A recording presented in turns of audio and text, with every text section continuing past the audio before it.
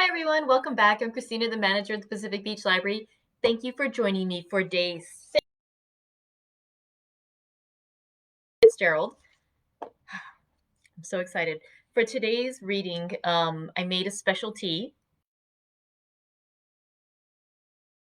chamomile tea. The reason I chose this one is because of the beautiful bright yellow golden color. And it, I didn't read yesterday because I had a training for work, and in anticipation, I was trying to find something special to post for you. I found a reading by F. Scott Fitzgerald, which I thought was kind of interesting, just because, hello, he lived so long ago. There's not a lot. I mean, well, of course, there's recordings of him, but there weren't a lot that I found, and so that was kind of a treat to get to hear him reading aloud from Shakespeare. He read a bit from Othello, and but when I was searching for videos, I found some really interesting analyses of The Great Gatsby by John Green, who's a young adult author that I really like. And he does I think he does some really thoughtful and fun analyses of literary classics. And I was wanting to post them, but then I held off on it because it had some spoilers. So I'll wait till next week to post them.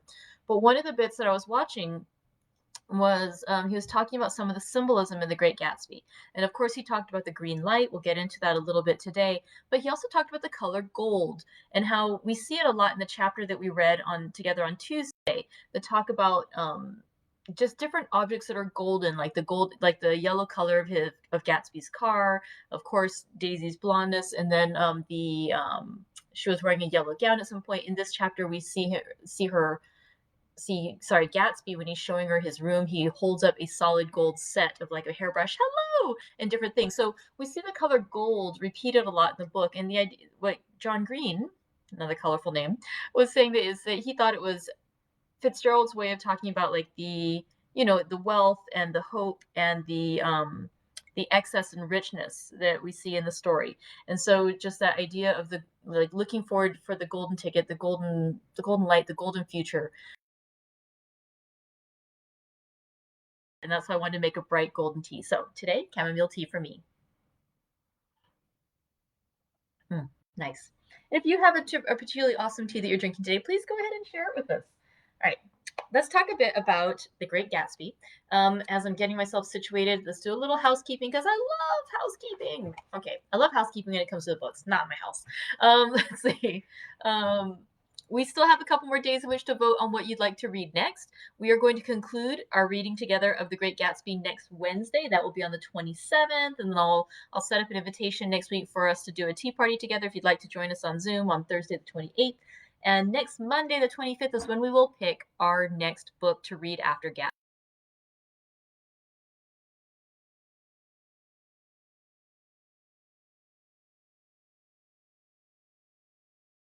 That are currently going that you really want to read, nominate something else. Nominate something. There's a lot of great books that have been published prior to 1925 or 1925 or earlier. And so go ahead and pick out one or two books that you think would be interesting for our group to read together. Nominate them. We'll see if others also want to read them. And if they do, we will go ahead and read it together next. Also, sometimes, as you might know, it's taken a while for some books to get picked. And so even if you think it's a little late in the voting process and it may not get picked this time, nominate it anyway if it's on your mind, because that'll put it on our radar. So next time we finish the next book, we can remember to nominate it then too. All right, so I just encourage you to put in some good books to read, because I've loved all the books that we've read so far, but it's fun to challenge ourselves with different things than we've already read, right? And so, yeah, I'm excited to see what you guys are interested in reading. All right, so now let's talk together about chapter 5 of The Great Gatsby, the last book that we've been reading together. All right, so in chapter 5, oh, why did I just take out my bookmark? I don't know. Okay, chapter 5 starts out with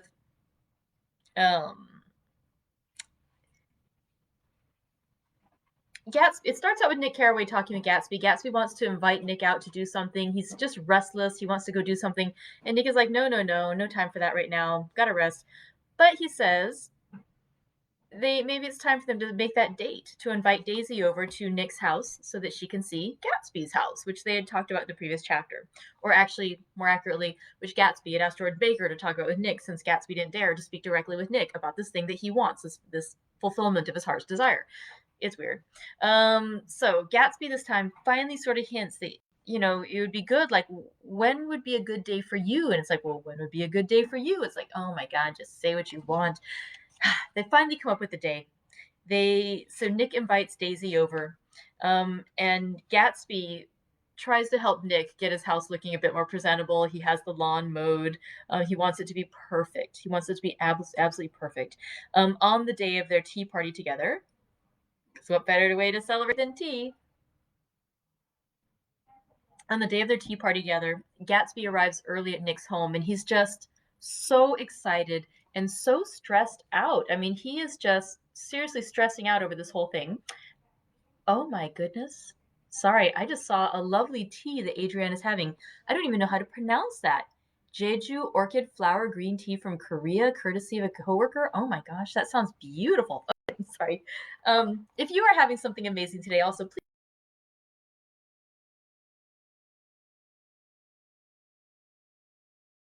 I wonder, sorry, when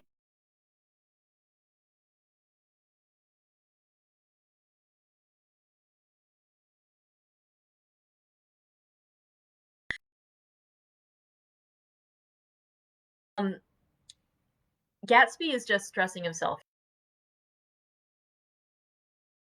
Nervous, he's excited. He's been waiting for this moment for 5 years to see Daisy again. This woman that he's idealized and built up to be this amazing thing in his mind. I mean, what can live up to this? Can it live up to it? Can the excitement, the hype live up to the reality? We'll find out. Daisy finally arrives, and when Nick brings her into the room, he's ready to introduce her to Gatsby to reunite these two, and Nick finds an empty room. Gatsby has escaped. It's like, oh my goodness, oh, it's terrible. It's terrible. The roller coaster of emotions that's going on. But what happened is actually Gatsby couldn't stand to wait there in the room. He went around the house. He escaped, and he comes and knocks on the door so that he can come in and be introduced as a guest to Daisy that way. And so Nick, tells Gatsby to go in. He gives them a moment for them to meet each other in private, and it seems to be an awkward meeting again. Um, they're both a bit awkward. And Daisy says, "We haven't met for many years." And Gatsby, he knows the date exactly. He's like, "Well, it's 5 years next November." I mean, he remembers this so closely. Nick finally can't stand the tension. He says, "I'm going to go out for a moment. You two talk." And he's like, "No." And Gatsby follows him out and says, "You can't leave us alone like this." It's like, "No, you guys can do this." And he's like, "It's a terrible mistake. I should never have done this. It was a terrible mistake." And Nick says, "You're just embarrassed. Go talk to her. She's embarrassed too. Don't act like a little boy. Now you're being rude. She's in there alone. Get in there and talk to Daisy." And so Nick then leaves Gatsby and Daisy alone in the room for about half an hour. By the time he goes in, they've reconciled. Daisy, he sees, has been crying. She's wiping away the tears from her face in the mirror, but Gatsby is glowing, literally glowed without a word or gesture of exultation. A new well being radiated from him and filled the little room. And so Gatsby is thrilled now at this reunion with Daisy. And he says, "I would like her to come to my house. I'd like to show her around. Won't you come too?" And Nick is like, "You sure you don't want to go alone together?" Nope, nope, nope. They both want Nick to come with them. So then they go across the way. They go to Daisy's house. Or sorry, Daisy and Nick go to Gatsby's house. And instead of taking the quick shortcut, they go around the way. And again, here we start seeing some bit more of the golden color. Like he mentions like the different flowers they pass. And he mentioned specifically the pale gold odor of Kiss Me at the gate, even saying that the flowers even just seem to smell of the color of gold. And so we see it as we come around, just like this brightness, even though there's rain outside. It's beautiful. He shows her around the house. Eventually, they make it to his bedroom. His bedroom was the simplest room of all, except where the dresser was garnished with a toilette set of pure dull gold. She took the brush with delight, smoothed her hair, whereupon he sat and he laughed. He just seems to be almost giddy. Gatsby is hilarious. He says, after his embarrassment and his unreasoning joy, he was consumed with wonder at her presence. He had been full of the idea so long, dreamed it right through to the end, waited with his teeth set, so to speak, at an inconceivable pitch of intensity, and now in his reaction, he was running down like an overwhelmed clock. Then there's another little weird scene where Gatsby, for some reason, decides to start showing Daisy his clothing. He opens up his closet and he takes out the stacks of his shirts. And he starts just throwing them out onto the bed and showing her all these different shirts, the different fabrics, the different cuts, the prints. And it's so beautiful. And suddenly, and it's so excessive too, that this man who suddenly has so much. And Daisy begins to cry and she sobs and she says, "They're such beautiful shirts. It makes me sad because I've never seen such beautiful shirts before." So we know there's more going on. They're obviously not shirts, that there's something else happening. This I thought was one of the sadder lines of the chapter too. Because again, it's both, I mean, it's poignant, right? I mean, he's finally getting a chance to reunite with this woman whom he's idealized for so long. But it's so excessive at the same time. It's like you just oh well.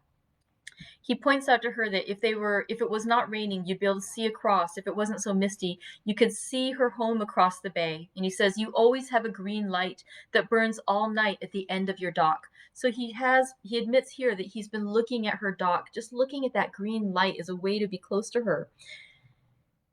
And suddenly,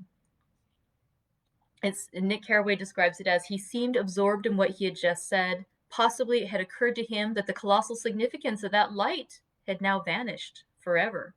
Compared to the great distance that had separated him from Daisy, it had seemed very near to her, almost touching her. It had seemed as close as a star to the moon.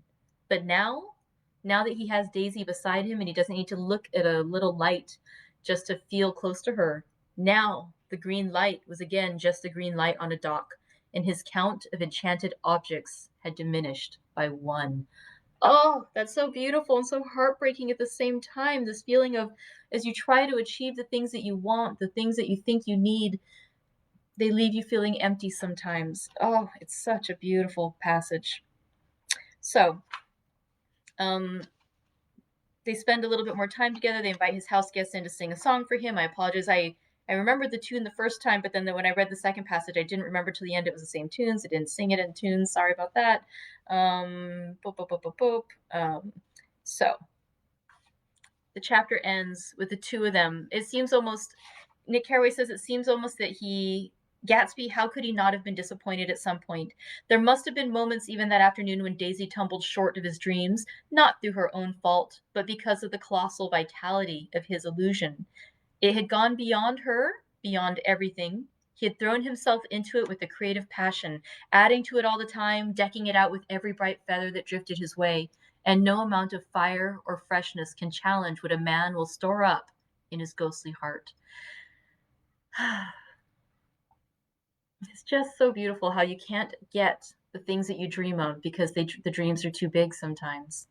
But still, when he hears her voice, he seems entranced afresh. And the chapter ends with the two of them looking at each other. And even though they look back at Nick, it's if they don't see him, and he leaves them alone together as he leaves the room. It's a beautiful, beautiful chapter. And it's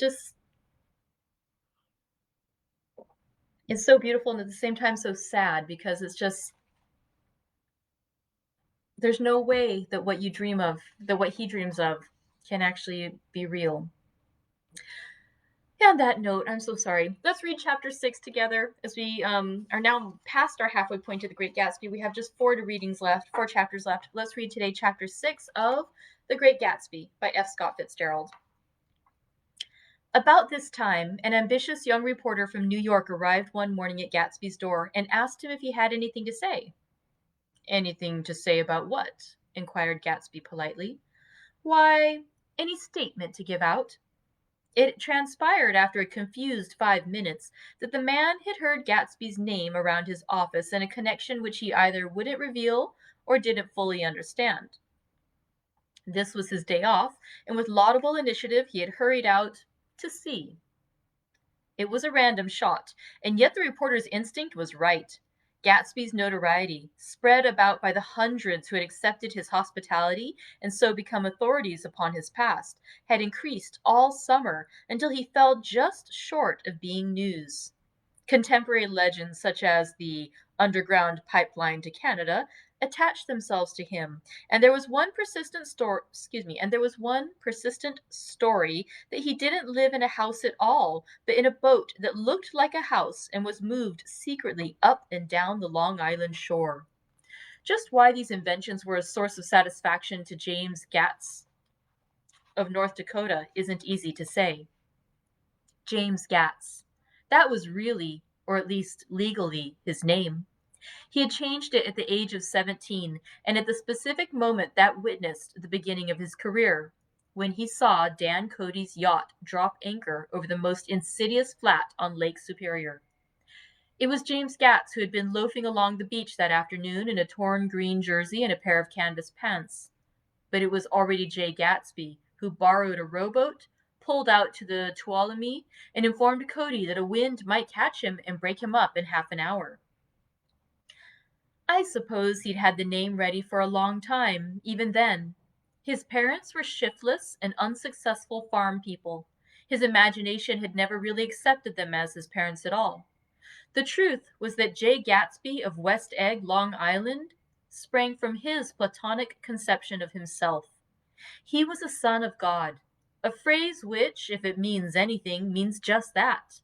And he must be about his father's business, the service of a vast, vulgar, and meretricious beauty. So he invented just the sort of Jay Gatsby that a 17-year-old boy would be likely to invent, and to this conception he was faithful to the end. For over a year he had been beating his way along the south shore of Lake Superior as a clam digger and a salmon fisher, or in any other capacity that brought him food and bed. His brown, hardening body lived naturally through the half fierce, half lazy work of the bracing days. He knew women early, and since they spoiled him, he became contemptuous of them, of young virgins because they were ignorant, of the others because they were hysterical about things which in his overwhelming self-absorption he took for granted. But his heart was in a constant turbulent riot. The most grotesque and fantastic conceits, the most grotesque and fantastic conceits haunted him in his bed at night. A universe of ineffable gaudiness spun itself out in his brain while the clock ticked on the washstand and the moon soaked with wet light his tangled clothes upon the floor. Each night he added to the pattern of his fancies until drowsiness closed down upon some vivid scene with an oblivious embrace. For a while these reveries provided an outlet for his imagination. They were a satisfactory hint of the unreality of reality, a promise that the rock of the world was founded securely on a fairy's wing. An instinct toward his future glory had led him, some months before, to the small Lutheran college of St. Olaf in southern Minnesota.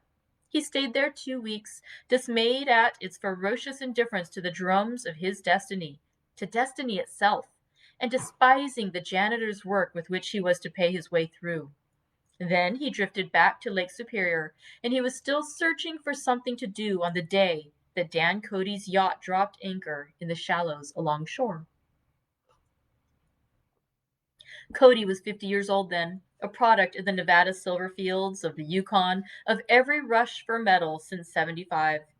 The transactions in Montana copper that made him many times a millionaire found him physically robust, but on the verge of soft-mindedness.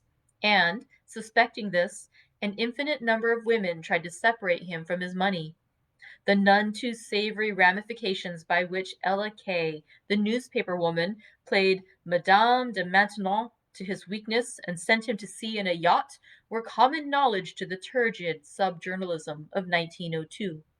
He had been coasting along all too hospitable shores for 5 years when he turned up as James Gats's destiny in Little Girl Bay. To young Gatz, resting on his oars and looking up at the railed deck, that yacht represented all the beauty and glamour in the world. I suppose he smiled at Cody. He had probably discovered that people liked him when he smiled. At any rate, Cody asked him a few questions. One of them elicited the brand new name, and found that he was quick and extravagantly ambitious. A few days later, he took him to Duluth and bought him a blue coat, 6 pairs of white duck trousers, and a yachting cap. And when the Tuolumne left for the West Indies and the Barbary Coast, Gatsby left too. He was employed in a vague personal capacity. While he remained with Cody, he was in turn steward, mate, skipper, secretary, and even jailer, for Dan Cody sober knew what lavish doings Dan Cody drunk might soon be about, and he provided for such contingencies by reposing more and more trust in Gatsby. The arrangement lasted 5 years, during which the boat went 3 times around the continent. It might have lasted indefinitely, except for the fact that Ella Kay came on board one night in Boston, and a week later, Dan Cody inhospitably died. I remember the portrait of him up in Gatsby's bedroom, a gray, florid man with a hard, empty face.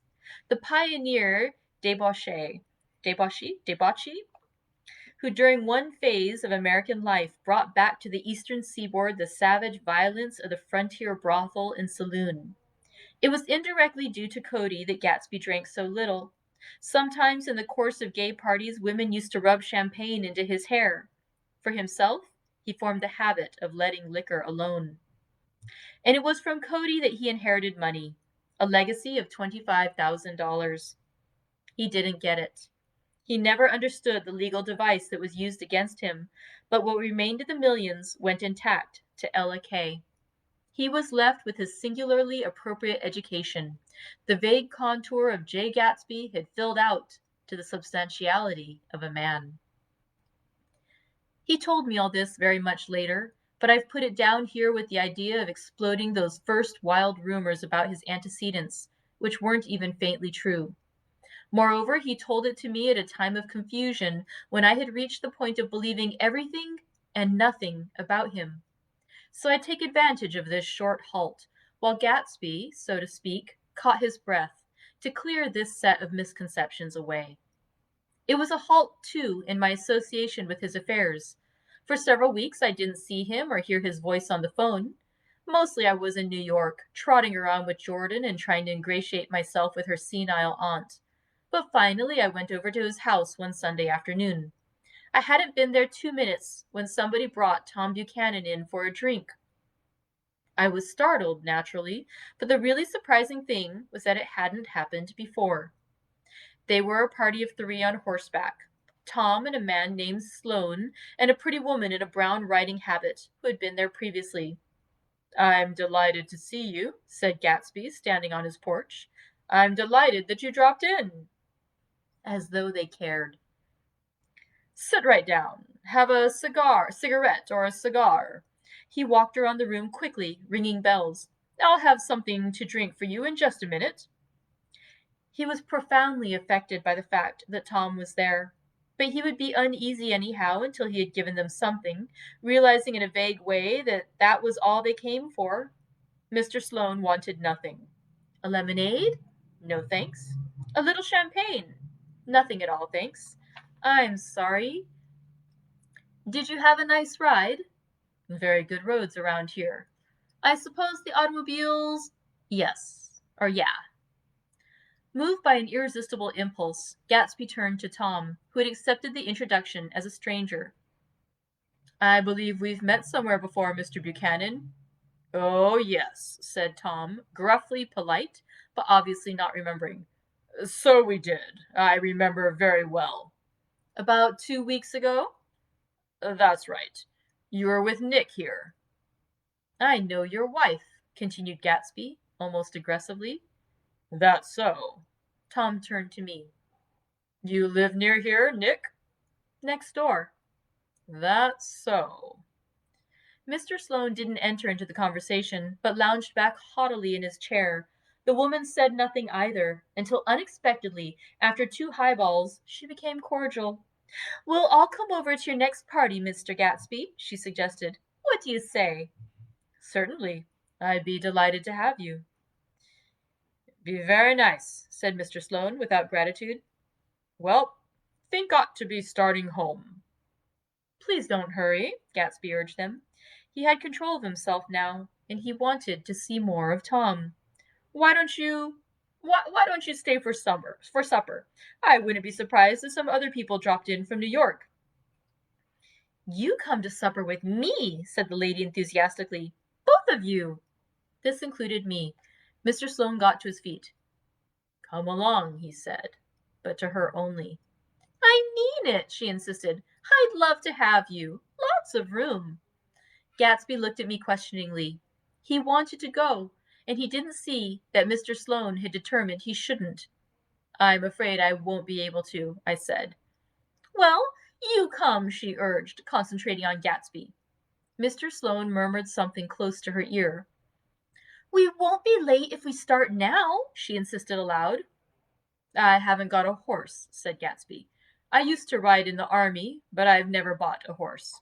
I'll have to follow you in my car. Excuse me for just a minute." The rest of us walked out to the porch, where Sloane and the lady began an impassioned conversation again. "My God, I believe the man's coming," said Tom. "Doesn't he know she doesn't want him?" "She says she does want him." "She has a big dinner party, and he won't know a soul there." He frowned. "I wonder where in the devil he met Daisy. By God, I may be old-fashioned in my ideas, but women run around too much these days to suit me. They meet all kinds of crazy fish." Suddenly Mr. Sloane and the lady walked down the steps and mounted their horses. "Come on," said Mr. Sloane to Tom. "We're late. We've got to go." And then to me, "Tell him we couldn't wait, will you?" Tom and I shook hands. The rest of us exchanged a cool nod, and they trotted quickly down the drive, disappearing under the August foliage just as Gatsby, with hat and light overcoat in hand, came out the front door. Tom was evidently perturbed at Daisy's running around alone, for on the following Saturday night he came with her to Gatsby's party. Perhaps his presence gave the evening its peculiar quality of oppressiveness. It stands out in my memory from Gatsby's other parties that summer. There were the same people, or at least the same sort of people, the same profusion of champagne, but I felt an unpleasantness in the air, a pervading harshness that hadn't been there before. Or perhaps I had merely grown used to it, grown to accept West Egg as a world complete in itself, with its own standards and its own great figures, second to nothing because it had no consciousness of being so. And now I was looking at it again through Daisy's eyes.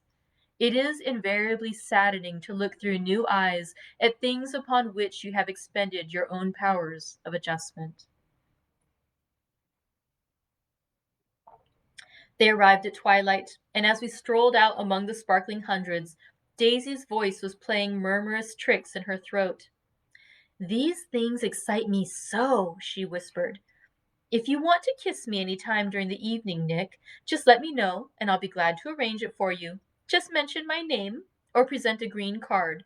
I'm giving out green." "Look around," suggested Gatsby. "I'm looking around. I'm having a marvelous—" "You must see the faces of many people you've heard about." Tom's arrogant eyes roamed the crowd. "We don't go around very much," he said. "In fact, I was just thinking I don't know a soul here." "Perhaps you know that lady."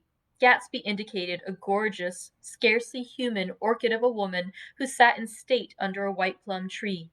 Tom and Daisy stared with that peculiarly unreal feeling that accompanies the recognition of a hitherto ghostly celebrity of the movies. "She's lovely," said Daisy. The man bending over her is her director. He took them ceremoniously from group to group, Mrs. Buchanan and Mr. Buchanan. After an instant's hesitation, he added, "The polo player."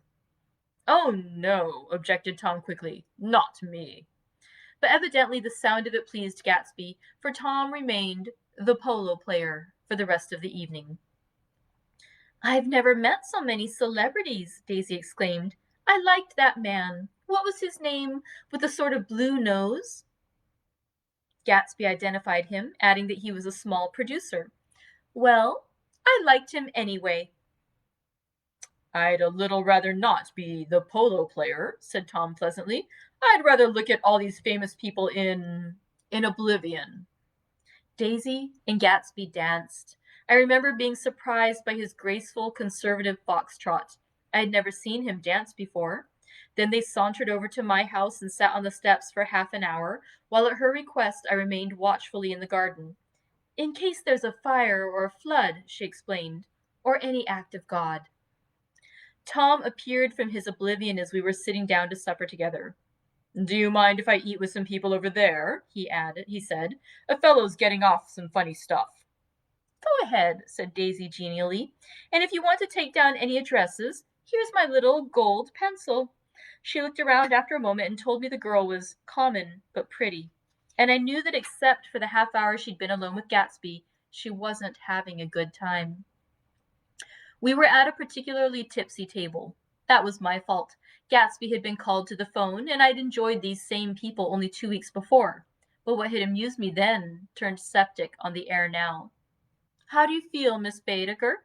The girl addressed was trying, unsuccessfully, to slump against my shoulder. At this inquiry, she sat up and opened her eyes. "What?" A massive and lethargic woman, who had been urging Daisy to play golf with her at the local club tomorrow, spoke in Miss Baedeker's defense. "Oh, she's all right now. When she's had 5 or 6 cocktails, she always starts screaming like that. I tell her she ought to leave it alone." "I do leave it alone," affirmed the accused hollowly. "We heard you yelling, so I said to Doc Civet here, 'There's somebody that needs your help, Doc.'" "She's much obliged, I'm sure," said another friend without gratitude. "But you got her dress all wet when you stuck her head in the pool."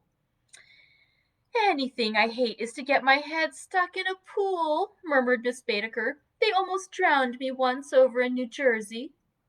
"Then you ought to leave it alone," countered Dr. Civet.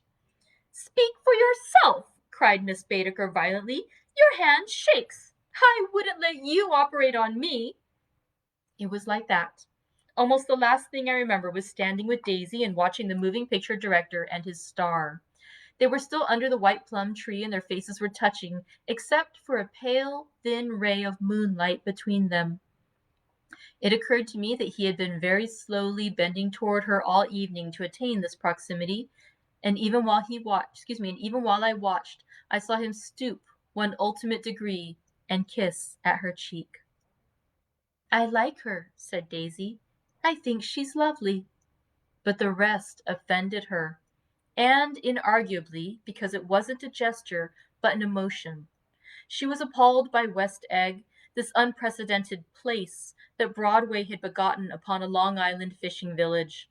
Appalled by its raw vigor that chafed under the old euphemisms, and by the too obtrusive fare that herded its inhabitants along a shortcut from nothing to nothing. She saw something awful in the very simplicity she failed to understand. I sat on the front steps with them while they waited for their car. It was dark here in front. Only the bright door sent 10 square feet of light volleying out into a soft black morning. Sometimes a shadow moved against the dressing room blind above, gave way to another shadow, an indefinite procession of shadows that rouged and powdered in an invisible glare. "Who is this Gatsby, anyhow?" demanded Tom suddenly. "Some big bootlegger?" "Where'd you hear that?" I inquired. "I didn't hear it. I imagined it. A lot of these newly rich people are just big bootleggers, you know." "Not Gatsby," I said shortly. He was silent for a moment. The pebbles of the drive crunched under his feet. "Well, he certainly must have strained himself to get this menagerie together." A breeze stirred the gray haze of Daisy's fur collar. "At least they're more interesting than the people we know," she said with an effort. "You didn't look so interested." "Well, I was." Tom laughed and turned to me. "Did you notice Daisy's face when that girl asked her to put her under a cold shower?" Daisy began to sing with the music in a husky, rhythmic whisper, bringing out a meaning in each word that it had never had before and would never have again. When the melody rose, her voice broke up sweetly, following it in a way contralto voices have, and each change tipped out a little of her warm human magic upon the air. "Lots of people come who haven't been invited," she said suddenly. "That girl hadn't been invited. They simply forced their way in, and he's too polite to object." "I'd like to know who he is and what he does," insisted Tom. "And I think I'll make a point of finding out." "I can tell you right now," she answered. "He owns some drugstores, a lot of drugstores. He built them up himself." The dilatory limousine came rolling up the drive. "Good night, Nick," said Daisy. Her glance left mine and sought the lighted top of the steps, where, 3 o'clock in the morning, a neat, sad little waltz of that year was drifting out the open door. After all, in the very casualness of Gatsby's party, there were romantic possibilities totally absent from her world. What was it up there in the song that seemed to be calling her back inside? What would happen now in the dim, incalculable hours? Perhaps some unbelievable guest would arrive, a person infinitely rare and to be marveled at, some authentically radiant young girl who, with one fresh glance at Gatsby, one moment of magical encounter, would blot out those 5 years of unwavering devotion. I stayed late that night. Gatsby asked me to wait until he was free, and I lingered in the garden until the inevitable swimming party had run up, chilled and exalted, from the black beach, until the lights were extinguished in the guest rooms overhead. When he came down the steps at last, the tanned skin was drawn unusually tight on his face, and his eyes were bright and tired. "She didn't like it," he said immediately. "Of course she did." "She didn't like it," he insisted. "She didn't have a good time." He was silent, and I guessed at his unutterable depression. "I feel far away from her," he said. "It's hard to make her understand." "You mean about the dance?" "The dance?" He dismissed all the dances he had given with a snap of his fingers. "Old sport. The dance is unimportant." He wanted nothing less of Daisy than that she should go to Tom and say, "I never loved you." After she had obliterated 4 years with that sentence, they could decide upon the more practical measures to be taken. One of them was that, after she was free, they were to go back to Louisville and be married from her house, just as if it were 5 years ago. "And she doesn't understand," he said. "She used to be able to understand. We'd sit for hours." He broke off and began to walk up and down a desolate path of fruit rinds and discarded favors and crushed flowers. "I wouldn't ask too much of her," I ventured. "You can't repeat the past." "Can't repeat the past?" he cried incredulously. "Why, of course you can." He looked around him wildly, as if the past were lurking here in the shadow of his house, just out of reach of his hand. "I'm going to fix everything just the way it was before," he said, nodding determinedly. "She'll see." He talked a lot about the past, and I gathered that he wanted to recover something, some idea of himself perhaps, that had gone into loving Daisy. His life had been confused and disordered since then, but if he could once return to a certain starting place and go over it all slowly, he could find out what that thing was. One autumn night, 5 years before, they had been walking down the street when the leaves were falling, and they came to a place where there were no trees and the sidewalk was white with moonlight. They stopped here and turned toward each other. Now it was a cool night with that mysterious excitement in it which comes at the two changes of the year. The quiet lights in the houses were humming out into the darkness, and there was a stir and bustle among the stars. Out of the corner of his eye, Gatsby saw that the blocks of the sidewalks really formed a ladder and mounted to a secret place above the trees. He could climb to it if he climbed alone, and once there, he could suck on the pap of life, gulp down the incomparable milk of wonder. His heart beat faster and faster as Daisy's white face came up to his own. He knew that when he kissed this girl and forever wed his unutterable visions to her perishable breath, his mind would never romp again like the mind of God. So he waited, listening for a moment longer to the tuning fork that had been struck upon a star. Then he kissed her. At his lips' touch, she blossomed for him like a flower, and the incarnation was complete. Through all he said, even through his appalling sentimentality, I was reminded of something, an elusive rhythm, a fragment of lost words that I had heard somewhere a long time ago. For a moment, a phrase tried to take shape in my mind, and my lips parted like a dumb man's.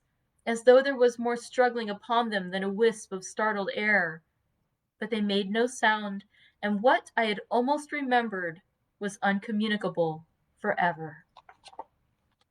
That concludes chapter 6 of The Great Gatsby. Next week, we just have 3 more chapters to go. We will conclude our book. I'm looking forward to the ending. I'm a little dreading the ending. Oh, okay. Next week, we have our conclusion to The Great Gatsby. I look forward to reading it together with you. Thank you. And you do still have time, so if you have not yet voted on what you'd like to read next, please do so. We will announce our next book that we're going to read together on Monday. Thank you very much, friends. Thank you for joining me today for our reading. I hope you have a wonderful golden weekend. Bye.